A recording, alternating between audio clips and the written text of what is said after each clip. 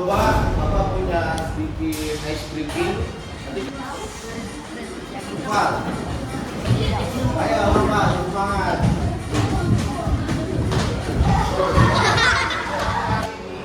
Kita akan belajar tentang materi yang sering Bapak bilang kalau Kasima ada pelajaran baru, yaitu pelajaran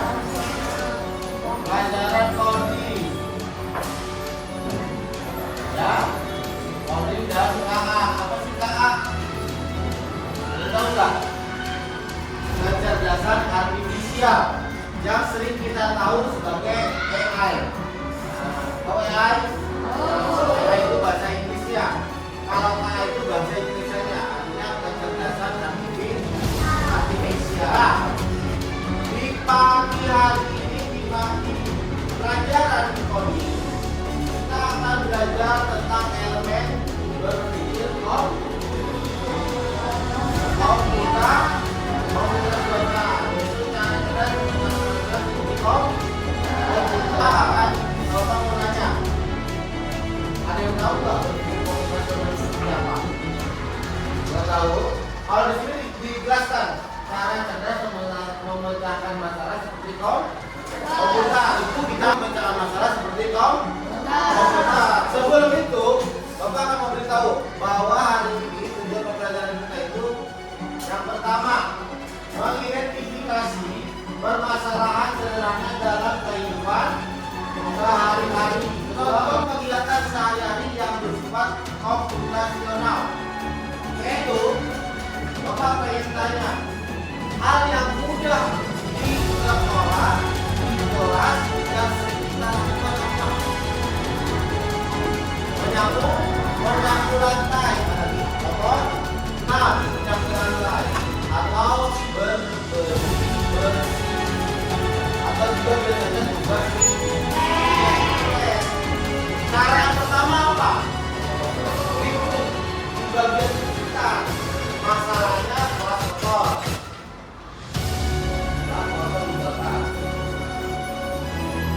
Ya, ini masalahnya nih. Kita pecahkan apa dulu langsung kerjakan. Aku, oke. Aku ya. Mengepel ada. Apa lagi? Membuang sampah.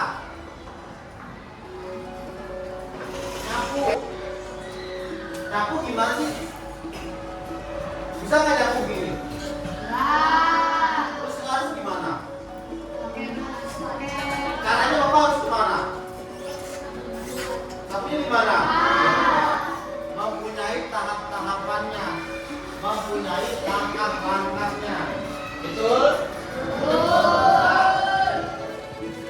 Itu kalau contoh di kelas menyapu.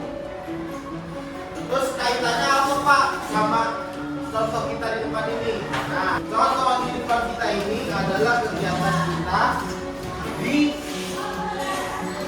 rumah sehari-hari. Maka apa yang akan kita kerjakan terlebih dahulu kalau kita mau membuat topi? Nah, biasanya orang kalau di topi seperti apa? Coba satu orang mencoba. Ini dia.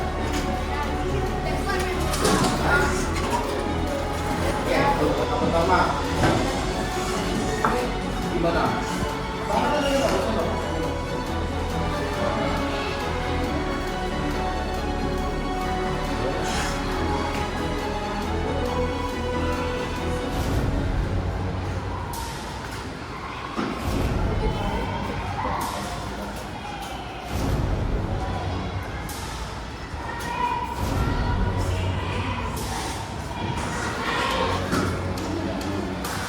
Lihat tepuk tangan dong buat Triangle. Ini contoh kecil sehari-hari yang masalah. Walaupun masalah itu banyak, misalkan tentang pelajaran, tapi ini tentang kehidupan sehari-hari. Bapak ambil contoh dari kopi. Ya, jadi kopinya dulu dijual, ada dua gulanya, kemudian campur air. Nah, begitu. Bapak minta kepada kalian lihat tayangan yang ada di video ini, biar nanti kalian lihat apa sih ya prinsip-prinsip dari berpikir komputasial. Komputasial itu seperti apa sih? Mau berpikir seperti komputer itu bagaimana sih? Nah, kita lihat cuplikan di bawah ini. Oke, lihat ya.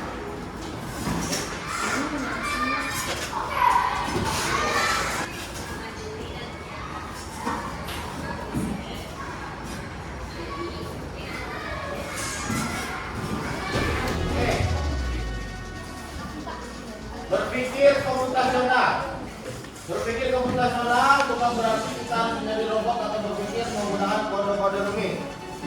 Komputasional di sini mengartikan suatu metode atau cara berpikir yang memecahkan masalah rumit secara metodis, efisien, dan logis.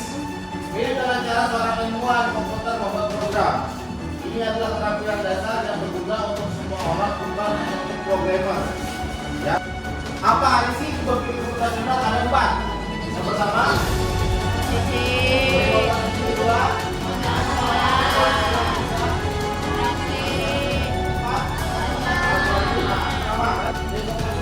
yang artinya proses membagi masalah yang rumit dan bisa menjadi komponen-komponen yang lebih kecil, lebih mudah dikelola.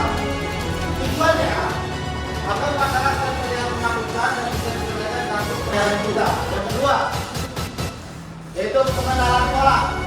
Apa sih pengenalan pola? Kemampuan untuk mengidentifikasi pola, tren, atau paralel dalam data atau di antara masalah yang diucapkan. Setelah diucapkan masalah tersebut, tujuannya untuk membuat solusi menjadi lebih efisien.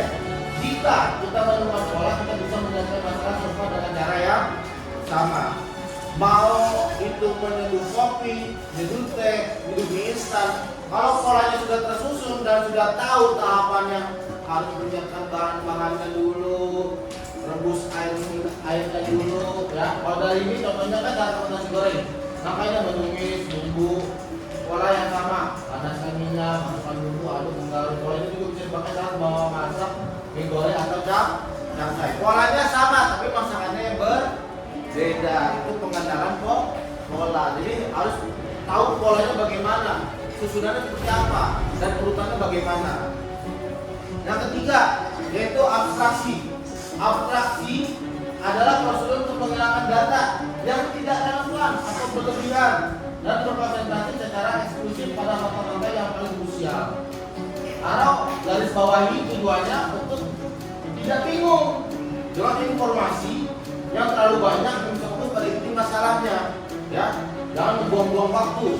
Contoh sehari-hari mulai dari sepeda kita fokus pada mengayuh. Gimana caranya biar cepat sampai. Oke? Kita nggak bakal mengayuh dan menjaga keseimbangan, kita mengerem, ya kan?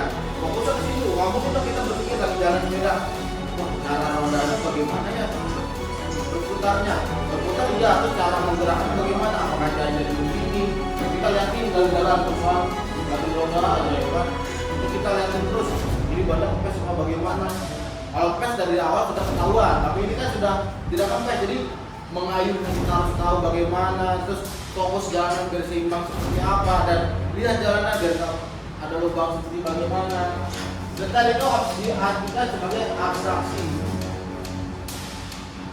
Keempat, yaitu algoritma. Algoritma itu hampir sama, tapi dia serangkaian langkah-langkah atau aturan yang jelas dan berulang untuk menyelesaikan suatu masalah.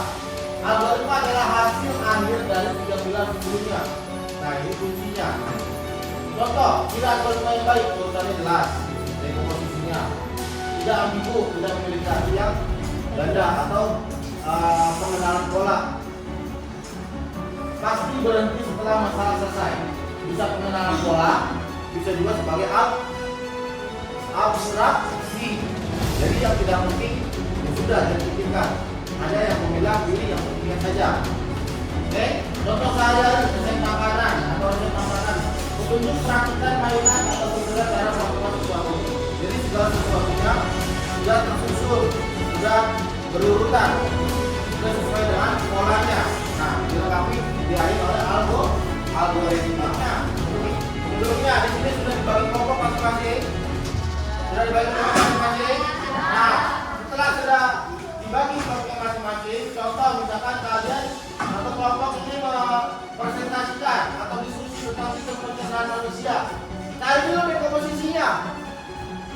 Tahap pertamanya, apa yang diperlukan? Materinya, ya. Pencernaan itu banyak. Ada mulut, ada lambung dan juga ada usus. Mana materi yang akan kalian mau bahas? Nah, baru dikaitkan ke tahap kedua, yaitu pengenalan pola pembentuk yang sama. Juga bagaimana gambar dan bentuk. Jadi dari semua ini, apa yang mau dicapai? Oh, tujuh ada yang dibuat ada gambarnya. Ya kan? Poin penting. Apa yang mau disampaikan? Itu dari pola-pola itu. Nah, dikaitkan ke abstraksi, fokus pada fungsi utama. Bicara soal mulut misalkan, fungsi utamanya aja. Jadi setiap kita tidak perlu menghafal semua nama enzim dan soal halutai. Nah, kemudian algoritmanya. Setelah semua sudah tersusun, baru algoritmanya. Langkahnya apa yang harus kita kerjakan? Oh, berarti sebelum minggu depan sudah selesai. Berarti hari pertama diberi materi bagi tugas. Hari kedua setiap anak membuat slide. Satu orang satu slide. Nah, hari ketiga digabungan hari keempat. Nah, hari kelima latihan presentasi bersama. Ketika hari ke-6 dan ke-7 siap untuk presentasi. Itu kaitannya dengan penerapan di sekolah atau di kelas. Bapak punya contoh instruksi logis di mana ini ada tahapan-tahapan ini. Ini tahapannya tentang menyapu lantai. Ya, menyapu lantai. Nah, Bapak minta tolong sama kalian, satu orang bisa maju ke depan, mencari tahu komposisinya atau algoritmanya seperti apa. Siap? Yang mau maju? Oke, Mira silakan. Urutkan gimana sih instruksi logisnya, secara dekomposisi algoritmanya bagaimana? Oke, terima kasih, Samira. Dekomposisi ini udah satu saudara. Ya, ini hanya berubah. Yang tadinya ini di bawah jadi di atas. Ya, sebenarnya. Nanti sampai sini. Oke, di sini Bapak meminta kalian untuk berdiskusi dengan kelompok kalian masing-masing. Itu di sini ada Bapak akan bagikan terlebih dahulu biar nanti kalian bisa diskusi sama-sama dengan kelompoknya. Jadi di sini dari semua.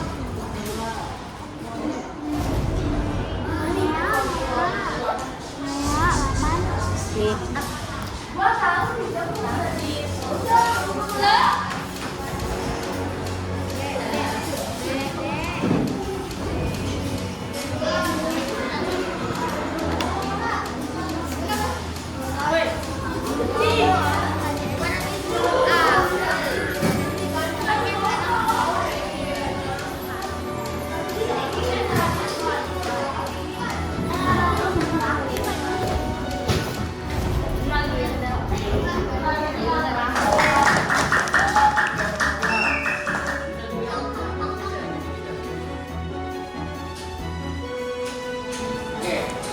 Lihat tuh, ya, ini sudah dijawab ya jawabannya ya.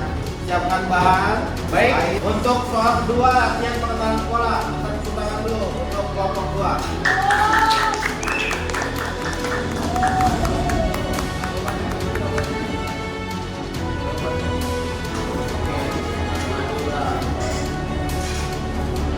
Baik, ya. Satu lagi.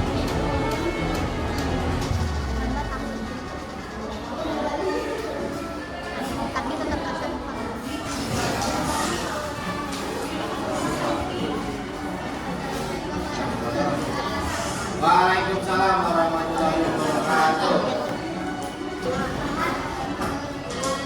Waalaikumsalam. Tanda.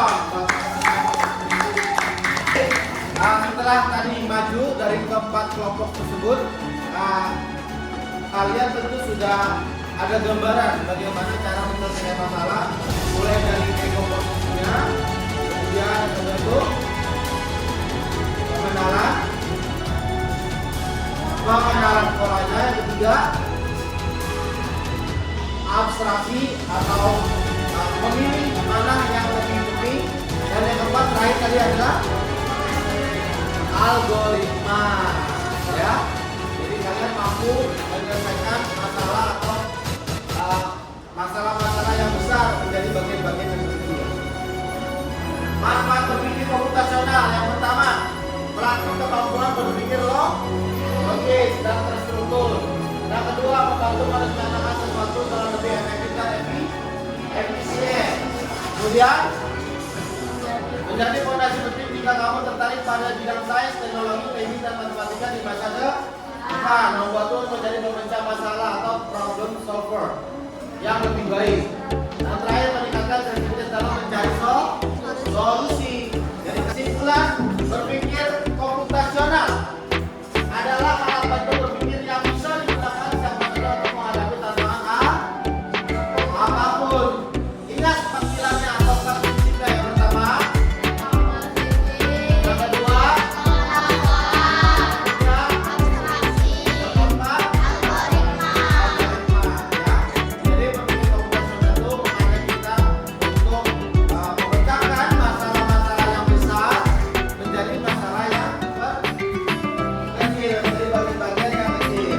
Lalu untuk hari ini terkait pembelajaran pada pagi hari ini, siapa yang bisa melanjutkan menjelaskan terkait pembelajaran saat ini? Bisa? Oke, silakan tulis Pak. Baik, untuk pagi hari ini, Pak, apa sih pelajaran yang didapat?